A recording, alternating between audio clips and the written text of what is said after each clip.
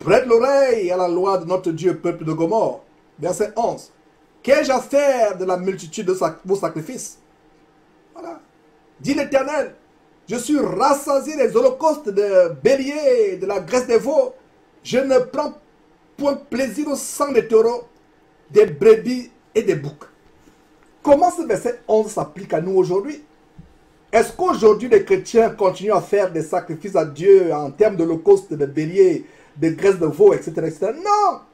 Ces faux pasteurs vous enseignent l'évangile diabolique de mort en disant que venez sacrifier avec les enveloppes d'argent chaque dimanche et Dieu va pardonner vos péchés. Ils continuent à faire ce que les souverains sacrificateurs faisaient, mais ils le faisaient inspiré par Dieu avec le sang des agneaux et autres. Ces faux pasteurs vous disent, non, tu peux aller voler, tu peux aller faire n'importe quoi, comme ce témoignage que j'ai reçu de ce frère qui avait trouvé une caméra. Il avait ramassé une caméra. Au lieu d'amener la caméra à la police ou quelque part, parce que là où il avait ramassé la caméra, il y avait certainement un endroit où il pouvait déposer la caméra pour qu'on sache qu'il a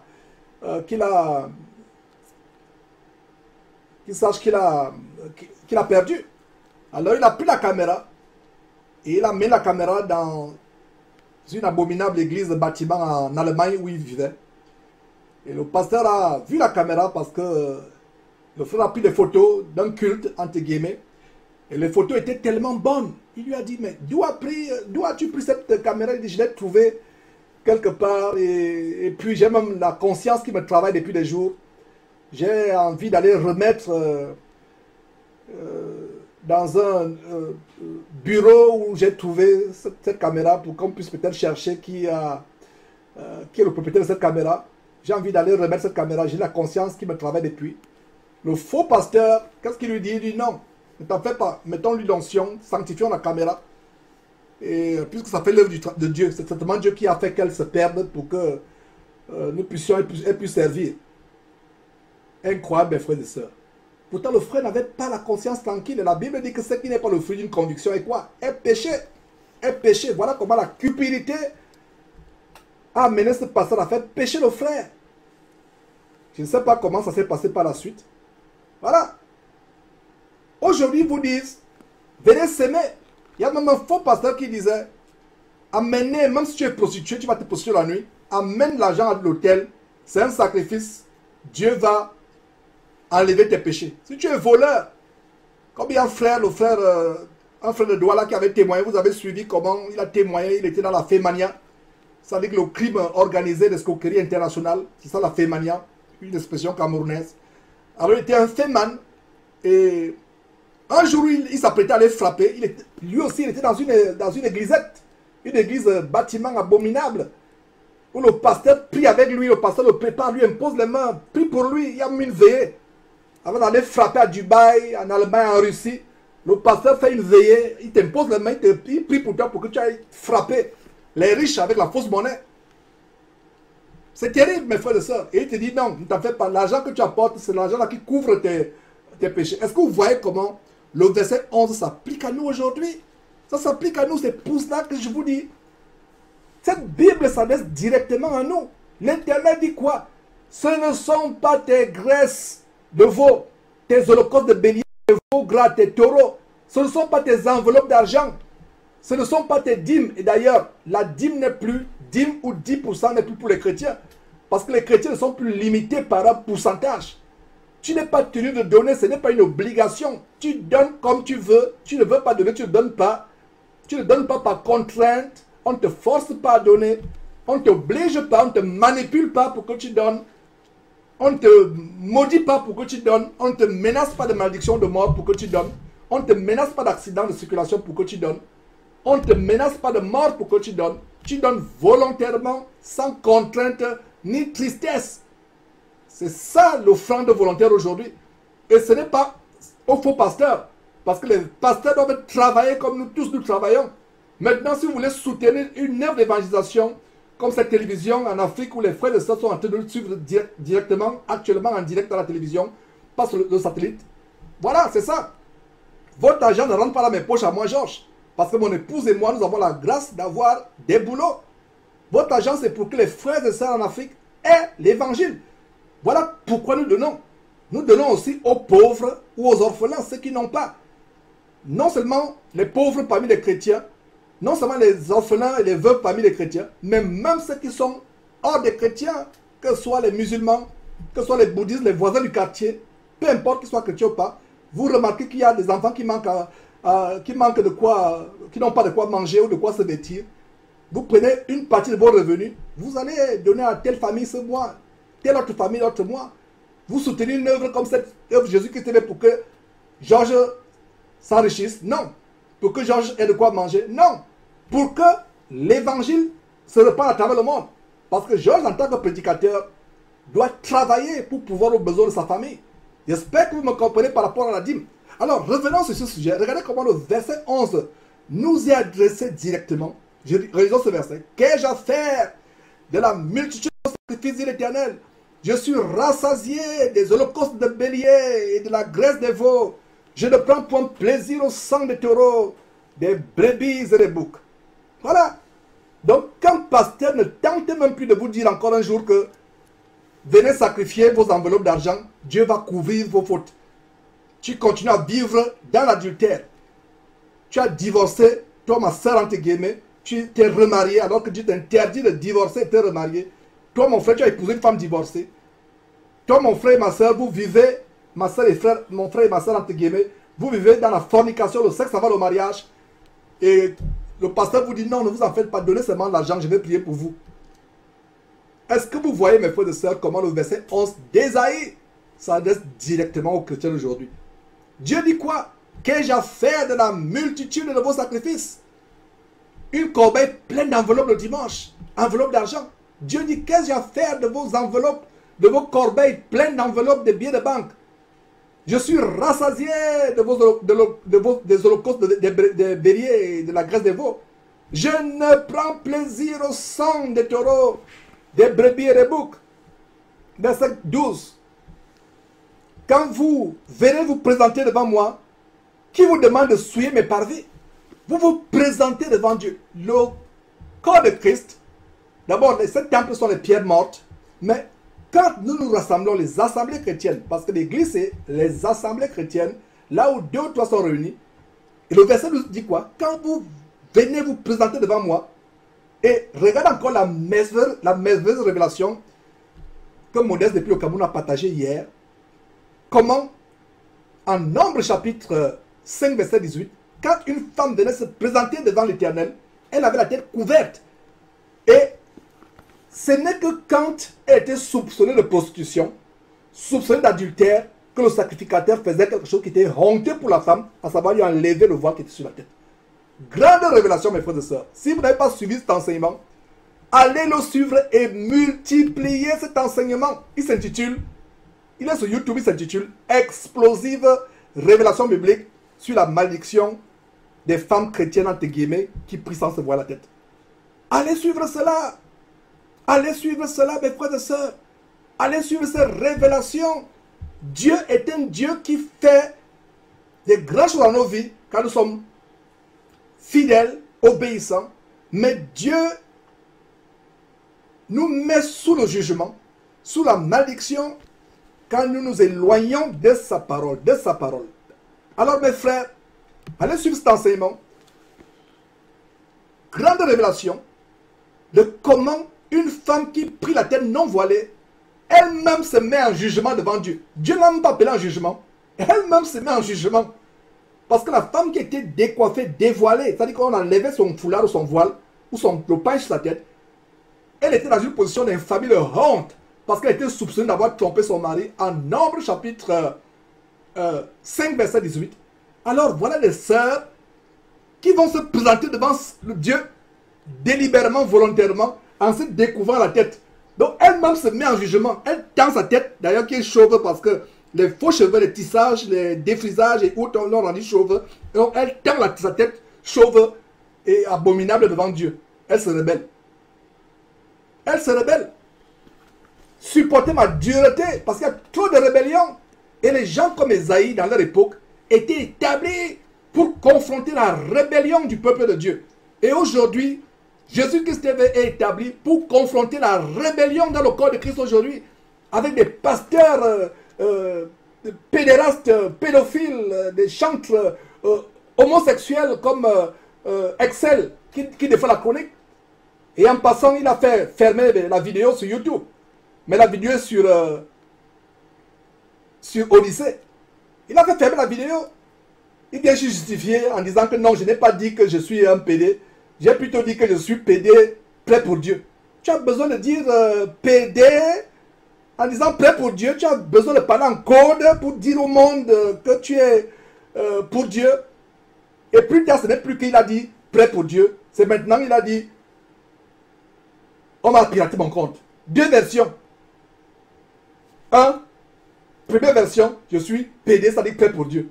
Deuxième version, non, je n'avais pas dit que je suis PD. C'est plutôt quelqu'un qui a piraté mon compte. Il ne donne même pas la preuve qu'on a piraté son compte. Troisième situation, il fait fermer la vidéo de Jésus-Christ qu'on a publiée hier là-dessus. Ça prouve quoi? Qui se sent morveux fait quoi? Se mouche. Se mouche. Voilà les abominations qui font introduire dans le corps de Christ l'homosexualité, la pédestre, les abominations. Et nous sommes en guerre contre ces choses. Et nous allons voir plus tard comment Dieu dit à Isaïe, crie à plein gosier, ne te tais point. Ne te tais point, pardon, ne te tais point. Crie à plein gosier. Et les gens qui disent, Georges, n'aime pas ta voix est haut perché. Tu cries trop quand tu parles. Si ma voix t'énerve quand je parle, ferme ta télévision, ferme ton ordinateur, va suivre la voix suave, mielleuse de Castanou, de Mamadou Karambiri, ou je ne sais pas, mais qui va t'amener dans l'enfer. Plus tard, on va voir cela, comment Dieu dit à Isaïe, crie à plein gosier, ne te tais point. Nous sommes là pour confronter la rébellion dans le corps de Christ. Dieu aime l'obéissance, Dieu hait la désobéissance, Dieu hait la rébellion, Dieu hait l'insoumission à sa parole. Nous allons crier. Tant que Dieu me donne le souffle de vie, je vais continuer à crier, à dénoncer les abominations qui infiltrent le corps de Christ. Mes frères et sœurs, vous êtes en direct sur Jésus-Christ TV, à la télévision en Afrique, en ce grand jour du samedi de l'an de grâce 2021, le 6 février 2021, en train d'écouter ces révélations qui ont été données à Isaïe il y a plus de 2000 ans, mais qui sont en actualité aujourd'hui, qui s'adressent à nous directement, nous qui sommes parvenus à la fin des temps.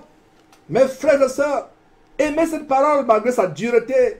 Cette parole peut être dure, peut vous faire mal à la chair, mais plus tard elle procure la vie, plus tard elle procure la délivrance, plus tard elle procure la guérison de votre âme.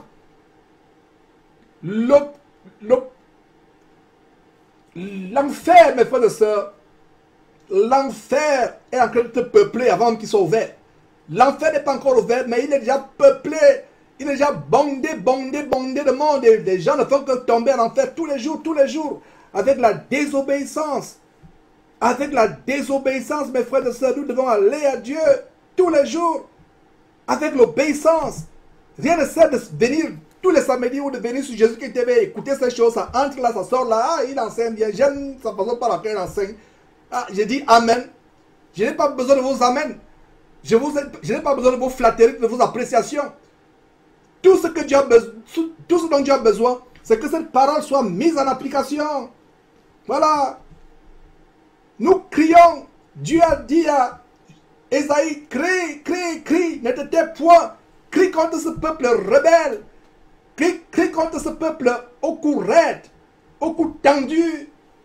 Vous voyez ces faux pasteurs comme Masolo Chinasi, quand il prie, il a le micro, le cou tendu comme s'il défiait Dieu. Crie contre ces gens, crie contre ces choses. Ils ont l'apparence de piété. Et même Jean-Baptiste, qu'est-ce qu'il a dit de Jean-Baptiste? C'est la voix de celui qui crie dans le désert, c'est la voix de celui qui crie. Donc mon frère, ma soeur, tu n'aimes pas ma voix criante, tu n'aimes pas ma voix haut perché, ferme Jésus-Christ TV, va t'abreuver chez Ivan Kassanou, avec ta voix mielleuse. Il va te flatter et t'envoyer en enfer, mais en attendant que tu sois en enfer, il va bien te dépouiller jusqu'à ton dernier caleçon. Retournons dans la parole de Dieu, mes frères et sœurs. Regardez. Verset 12. Quand vous venez vous présenter devant moi, qui vous demande de souiller mes parvis? Dans ce temple qu'ils appellent église, mais qui ne sont que des synagogues de Satan, des habitations de démons. Regardez comment les femmes vont habillées comme des prostituées. Qui vous demande de souiller là où Dieu est?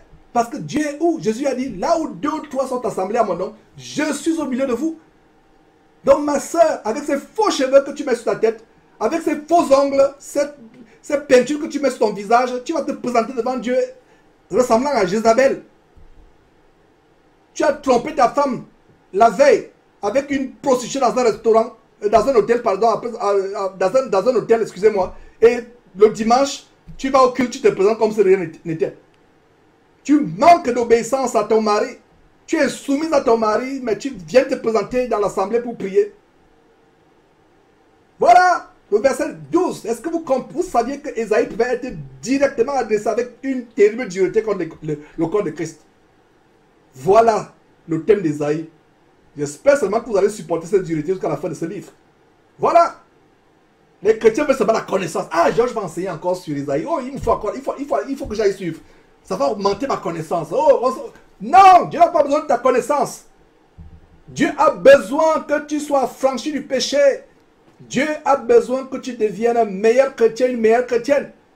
Ne viens pas suivre ces enseignements pour flatter ton ego, pour dire, ah, je connais déjà la parole de Dieu, ah, je connais le livre d'Ésaïe. Non! Ces enseignements, c'est pour que tu changes. Je corrige pour que nous changions, vous et moi. Nous devenions de meilleures personnes. C'est pour ça que je crie et je crierai. Celui qui ne veut pas que je crie, ce n'est pas son problème. C'est son problème. Regardez, verset 12. Quand vous venez vous présenter devant moi, qui vous demande de souiller vos parvis? Les homosexualités, les adultères, la sodomie, la pédophilie dans les églises, les femmes habillées comme les prostituées, des églises où vous voyez la femme du pasteur comme cet abominable homme qui est maintenant en fuite. Il est en cavale, la police sud-africaine le poursuit, boucherie. Une vidéo comment sa femme prêche avec les jeans destroyer. C'est-à-dire que ces jeans qui sont taillardés. Et c'est un esprit de quoi? C'est un esprit de folie qui est derrière ces vêtements. Et voilà la mode qui entre dans l'église, comme le frère Modeste disait hier, dans ce merveilleux échange sur la révélation extraordinairement extraordinaire de la malédiction qui est sur les femmes qui refusent de se voir la tête. Il disait, mais ces jeans qui ont été confectionnés par les grands designers, les grands couturiers de Hollywood et autres, les mondains inspirés par Satan. Les jeans coupés, ça montre la détresse, parce que dans la Bible, quand quelqu'un se déchire les habits, c'était dans la détresse. En fait, c'est un esprit de détresse qui se manifeste en eux. Toi, ma soeur, tu mets ton jean destroyer, comme cette abominable femme avec ses cheveux coupés à la garçonnette. Elle a le jean destroyer, elle se met devant son mari en train de prêcher. Son mari boucherie, des escrocs comme cela, des bandes de voleurs. Et les voilà, ils sont en cavale, ils sont poursuivis par la police sud-africaine. Vous qui vous dites, il ne faut pas juger. Est-ce que vous voyez le temps qu'Ésaïe donne? Nous ne faisons que continuer le travail d'Ésaïe derrière Jésus-Christ TV. Ésaïe n'était que nos précurseurs, nos dévanciers. Et c'est le même travail que nous continuons. Et ma prière, c'est qu'il y ait toujours ce reste faible qu'on a vu tout à l'heure. Qui est ce reste faible, mes frères et sœurs, qu'on a vu tout à l'heure au verset 9? Ce reste faible, c'est ça ma prière. Que Georges ne soit pas le seul. Qu'il y ait des personnes qui se lèvent pour dénoncer l'abomination, non seulement dans ce monde, mais surtout dans les églises, entre guillemets, qui ne sont que des camps de concentration pour mener les gens en enfer, des salles d'attente pour l'enfer, des salles d'embarquement pour l'enfer, des maisons de joie, des bordels évangéliques, des morgues évangéliques, des morgues, des mouroirs évangéliques. Voilà, qu'on dénonce ces choses. Des habitations de démons comme cela, où toutes sortes d'abominations se passent. Ils font des choses terribles. Sortez! Sortez de ces églises. Sortez, fuyez pour votre vie. Fuyez, fuyez, fuyez. Sors maintenant. Aujourd'hui, c'est samedi dans ta ville. Peut-être qu'il se fait tard. Nous, à Houston, il est peut-être 14 h. Je n'ai pas la montre devant moi. Mais il se fait tard. Nous sommes aujourd'hui samedi soir. Demain, ne va plus. Ne va pas. Dieu s'adresse à toi, mon frère, ma soeur, en train de m'écouter. Dieu s'adresse à toi. Ne va pas demain. Ne va plus jamais dans ce temple. Et je rends grâce à Dieu, c'est que ma propre belle-sœur, dans la ville de Bolova, a décidé finalement, ma belle-sœur, la bien-aimée belle-sœur, Anne-Marie, l'épouse de mon frère Olivier, elle a décidé de quitter les camps de concentration définitivement. Oh, alléluia, Dieu soit loué. Ce travail que j'ai fait derrière Jésus-Christ n'est pas en vain. Dieu a pitié de ma propre famille à moi. Voilà ma belle-sœur Anne-Marie, dans la ville de Bolova. Elle a décidé de quitter les camps de concentration. Et comme son mari, c'est un grand dans cette ville, je ferme la parenthèse. Quel coup dur pour ces églises qui la dépouillaient. Et ils ne vont plus dépouiller ma belle-sœur Anne-Marie. Ils ne vont plus ruiner sa famille. Ou profiter du fait que son mari est l'un des plus grands de cette région. Non, pas du tout. Elle est sortie, elle m'a dit, Georges, pas du moins à moi, à mon épouse, que depuis un certain temps, elle a eu la conviction dans le cœur. Et je rends grâce à Dieu, c'est que ce travail que nous faisons n'est pas en vain. Nous continuons à crier. Et elle n'est pas la seule. Ma petite soeur Chouchou, exactement, comme je vous l'ai annoncé, elle a quitté son mari, elle, au ministère de la Voix. Pourtant, elle avait confessé, nous allons mourir dans le ministère de la Voix. Georges, tout ce que tu fais là, tu ne peux rien faire. Je te confesse, nous allons mourir.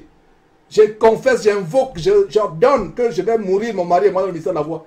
Aujourd'hui, son mari et elle en sont sortis. Pourtant, c'est moi qui les avais amenés il y a plus de 24 ans dans le ministère de la Voix. Mais quand je l'y ai laissé, il pensait que c'est moi qui suis fou. Mais après être ruiné, des années, des millions de francs CFA qu'ils ont dépensés, les voilà, ils se rendent compte que j'avais raison. Mon frère, sois radical. Sois radical. Les gens vont se moquer de toi comme ils sont moqués de moi. Ma famille se moquait de moi au début. Ils me disaient, Georges est devenu fou. Sois radical, mon frère, sois radical, ma soeur. On va se moquer de toi au début. Mais après, ils vont voir ce radicalisme et ils vont dire, mais cet homme, un fou ne peut pas être aussi radical, constant. Un fou ne peut pas être constant dans ce qu'il fait. Il ne peut pas être aussi radical dans ce qu'il fait. Ils viennent comme ça doucement et pieds maintenant bien. En cachette. Ils ouvrent maintenant Jésus-Christ TV. Et même quand quelqu'un s'approche pour voir comment, ils ferment bien parce qu'ils ne veulent pas qu'on regarde qu'ils sont en train de regarder Jésus-Christ TV. Et quand la personne, les pieds, il n'y a plus personne, ils l'ouvrent, ils viennent descendre petit à petit. C'est ce que ma famille a fait. J'ai mon petit frère Barnabé et sa femme, sa merveilleuse femme Mireille, qui ont quitté le ministère de la Voix. C'est Fiotou de Chouchou. Ma petite soeur que j'appelle affectionnément Chouchou. Je vais vous dire comment je la chouchoute, mes frères et sœurs. Et ils sont mariés. Elles ont quitté le ministère de la Voix. Et voilà Anne-Marie, ma belle-sœur bien-aimée, du côté de Bolova, que je salue, c'est en direct. Je te salue, Anne-Marie, et je suis content de ta décision de partir de ces camps de concentration. Et toi, qui es assis à train de m'écouter, pars de là. Pars de là maintenant. Pars de là maintenant. Ne regarde pas en arrière. Sors de la mort. Délivre-toi du filet de l'oiseleur. Sors, pars de là en courant. Ne regarde ni en arrière. Pars de là. Ne regarde pas en arrière. Tu regardes en arrière. Attention. Tu risques de devenir une statue de sel. Quand Dieu dit à Sodome, Dieu détruit la ville de Sodome et dit à l'heure de sortir, ne pas regarder en arrière. L'autre est sorti avec ses deux fils sans regarder en arrière. Mais la femme qui regrettait les abominations de Sodome et Gomorrhe regarde en arrière, elle se transforme en une statue de sel. Mon frère sort de ces bâtiments. Si j'ouvre cette parenthèse, c'est parce que Dieu a voulu que quelque chose de grand se passe. Sors. Demain, dimanche le 7, tu ne seras plus là-bas, au nom de Jésus-Christ. Sors d'Ishiban Castanou, ICC. Sors de Dorothée Raja, PCC. Sors de David Ngoba, CRC. Regardez combien de CRC, CCC, PCC, CCC que je vous ai annoncé. Déjà 3. Sors de Compassion qui commence par C. Le chiffre 6. Qui ressemble au chiffre 6, excusez-moi. Sortez, Compassion. maçonnerie financière, sortez de la mort. Porte de Mulhouse pour l'enfer. Porte ouverte pour l'enfer de Mulhouse où il y a eu environ 3000 contaminés par le Covid-19. Au point où c'était la risée même dans la France, dans toute la France, à savoir que vous voyez une église qui est devenue la porte ouverte pour le Covid-19 en France. Et c'est vrai. C'est par l'église porte ouverte de Mulhouse que la France a été contaminée. Quand je disais souvent avant, porte ouverte pour l'enfer, et ces personnes qui sont mortes du Covid-19, la porte pour l'enfer, elles se retrouvent où? En enfer. Je le disais.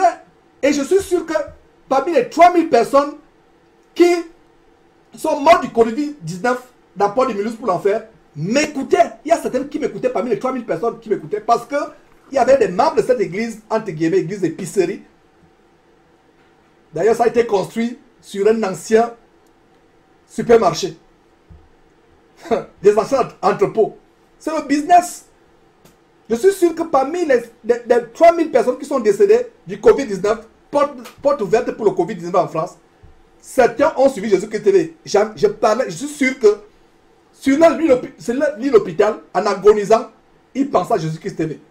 Et ma prière, c'est que certains ont pu se repentir avant de mourir du Covid-19.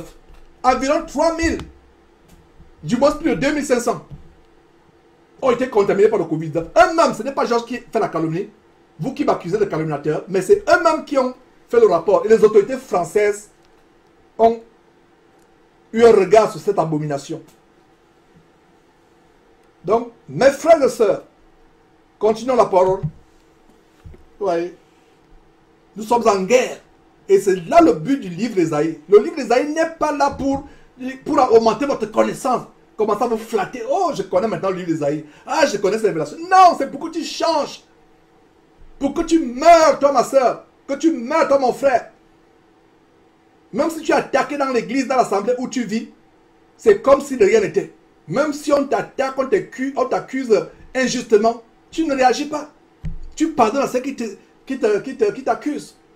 Quelqu'un te fait du mal, tu ne rends pas par le mal. Tu rends plutôt par le bien, même si c'est un frère en Christ dans la maisonnée. Voilà. Regardez le verset 12 qui nous amène à ouvrir cette parenthèse. Quand vous venez vous présenter devant moi, qui vous demande de souiller mes parvis? Qui vous demande de souiller le corps de Christ, l'église de Dieu? Et on a vu comment Dieu n'a pas d'égard à leurs offrandes au verset 11. C'est la même chose au verset 13. Cessez d'apporter de vaines offrandes.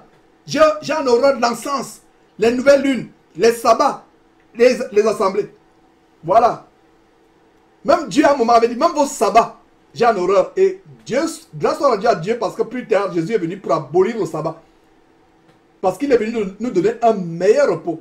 Donc, à mes amis qui avaient des attaches avec les adventistes du 7e jour, qui est toujours végétarien, ou qui observait toujours le samedi comme étant le jour du repos, si vous observez le samedi le jour du repos, observez aussi l'année sabbatière, une année de repos aussi, parce que dans la loi, il y avait même une année qu'il fallait observer. Est-ce que vous voyez comment, à force de vouloir aveuglément suivre des ordonnances qui ont été abolies par Jésus-Christ, des chrétiens se mettent dans la servitude, dans la prison. Voilà. Cessez d'apporter des vaines offrandes. J'ai en horreur l'encens, les nouvelles lunes, les sabbats, les assemblées. Je ne puis voir le crime s'associer aux solennités. Regardez, souligner solennité. C'est pour ça que mes frères et sœurs, quand j'ai une réunion d'église, que ce soit physiquement, que ce soit par Zoom, de manière virtuelle, d'abord l'église ne se tient pas de manière virtuelle, ce n'est que de manière temporaire, j'ai horreur qu'il y ait la confusion, que les sœurs interrompent n'importe comment par des questions, que les gens parlent n'importe comment, qu'il y ait le désordre, parce que quand on se réunit, voilà la révélation, c'est les solennités. C'est solennel. Vous n'êtes pas à une réunion de prière sur Zoom, en même temps, vous chattez avec les camarades, les amis, ou les copines ou les copains. Vous êtes en train de suivre une réunion sur Zoom avec les frères et sœurs, en même temps vous suivez des vidéos, des documentaires sur YouTube, sur Facebook. Georges n'est pas là pour vous voir. Les frères et sœurs ne sont pas là pour voir, mais Dieu vous voit. Et vous devenez devant Dieu un objet de malédiction. Quand on s'assemble avec les frères et sœurs pour prier, regardez le verset, la fin du verset 13, soulignez ce verset. Le verset dit quoi? La solennité. C'est solennel. Et ce qui Ce qui est important dans ce verset 13, c'est que cessez d'apporter vos offrandes. Tes enveloppes ne te sauvent pas. Ton pasteur, faux pasteur en passant, pasteur vampire escroc, il t'a menti depuis des années. Les enveloppes d'argent que tu donnes depuis des années là ne t'enlèvent pas le péché. S'il fallait payer l'argent pour qu'on ait le péché pardonné, personne sur terre ne serait pardonné. Même la famille Bettencourt, la famille Rothschild, même la famille Trump n'arriverait pas à payer ne serait-ce que une gouttelette microscopique du sang de Jésus-Christ. Même tout l'argent de la terre ne peut pas payer les propriétés salvatrices, rédemptrices, purificatrices, ne serait-ce qu'une gouttelette invisible et microscopique du sang de Jésus-Christ. C'est pour cela qu'il a fallu que Dieu le rende gratuit.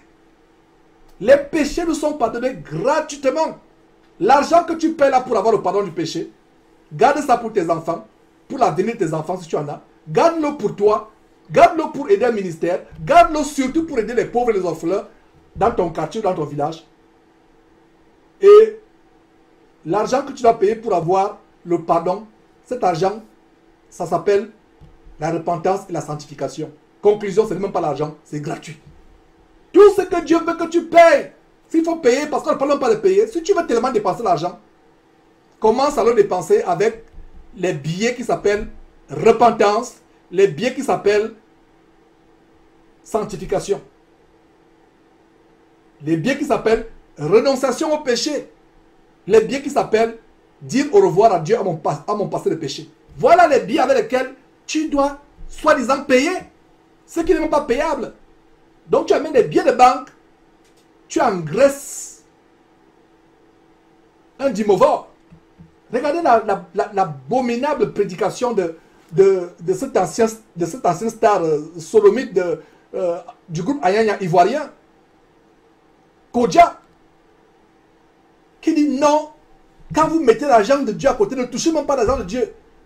Même si vous avez votre loyer, même si vous avez des enfants malades qui ne mangent pas, ne faites rien pour eux.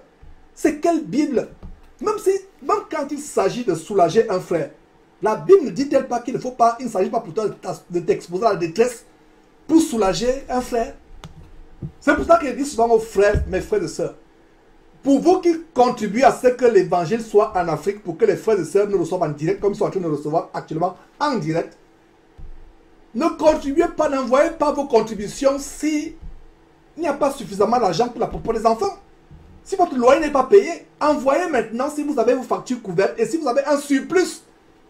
Vous savez, votre superflu, votre surplus.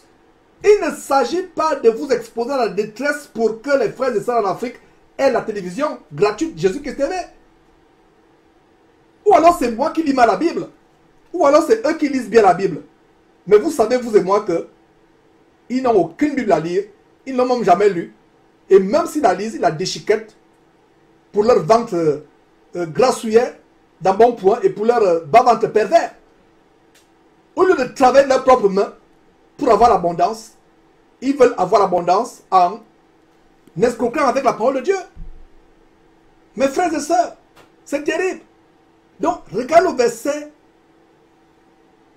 11 et le verset 13 qui mettent en garde contre ces offrandes qu'on donne, pensant qu'on aura la faveur de Dieu. Ma sœur, la faveur de Dieu s'obtient par la renonciation au péché, par la renonciation à l'insoumission, à la rébellion, commençant à te voiler la tête. Voilà comment tu auras la faveur de Dieu et tu auras la grâce de Dieu dans ta famille, sur tes enfants, dans ton foyer, dans ton travail, dans tout ce que tu entreprends. Et c'est ainsi que tu auras la grâce. Sortez de ces choses. Ils vous entraînent en enfer. Ils vous escroquent. Ce sont des voleurs. Ce sont des bandits. Ils ne vous aiment pas. Ils veulent vous entraîner en enfer, mes frères et sœurs. C'est pour ça que je crie que sortez. Je vous ai énuméré quelques membres de ma famille qui ont commencé à sortir un à un. Le travail n'a pas été en vain depuis ces années. Depuis 2011. Ils sortent. Ils ont compris. Comprends aussi, ma soeur. Sors. Ne parle plus. Ne parle plus. Si cette vidéo est publiée, distribue cette vidéo. Nous voulons une armée d'ouvriers bénévoles derrière Jésus-Christ TV qui coupe des petites parties de cette vidéo et qui envoie vers WhatsApp, qui envoie chaque jour. Il y a un petit extrait qui vous bénit dans une vidéo, coupé et distribué. La vérité, nous voulons une armée, un reste fidèle qui distribue la vérité. Vous suivez un enseignement de 2 heures, 3 heures. Il y a des petites parties de 1 minute, 2 minutes, 3 minutes qui vous ont béni, qui peuvent aider les autres. Découper avec les ciseaux. Je vais dire avec l'électronique. C'est vous qui avez le logiciel. Et c'est même facile, même si vous n'avez pas le logiciel. Allez sur Internet, faites les recherches comment découper une vidéo. Vous n'avez même pas besoin d'être associé à vous et moi. Il y a des frères même qui ont commencé à le faire. Comme le frère Bertrand, il a commencé à le faire depuis longtemps, sans que je m'en rende compte même. Le frère Bertrand de Belgique. Travaillons pour le Seigneur. Sortez de ces choses. Donc, regardez comment le livre d'Ésaïe met à nu ceux qui veulent acheter Dieu. Vous pouvez acheter Dieu. Le pasteur vous dit, donnez. Vous serez riche. Vous serez guéri. Vous serez délivré. Vous aurez un bel avenir. Dieu dit, je hais. Qu'ai-je à faire de l'amitié de vos sacrifices, verset 11. Verset 13, cessez d'apporter de veine. Regardez le mot, de veine. Ça veut dire qu'aux yeux de Dieu, c'est la boue. C'est la puanteur de la porcherie. C'est la puanteur du WC. Comme les Camerounais disent WC. C'est la puanteur. Dieu n'y est pas dedans. C'est de vaines offrandes. Vaines offrandes, mes frères et sœurs. Qu'ai-je à faire de la multitude de vos sacrifices? Verset 13, cessez d'apporter de vaines offrandes. Pourquoi? J'ai en horreur l'encens, les nouvelles lunes, les sabbats, les assemblées. Je ne puis voir le crime s'associer aux solennités. Verset 14.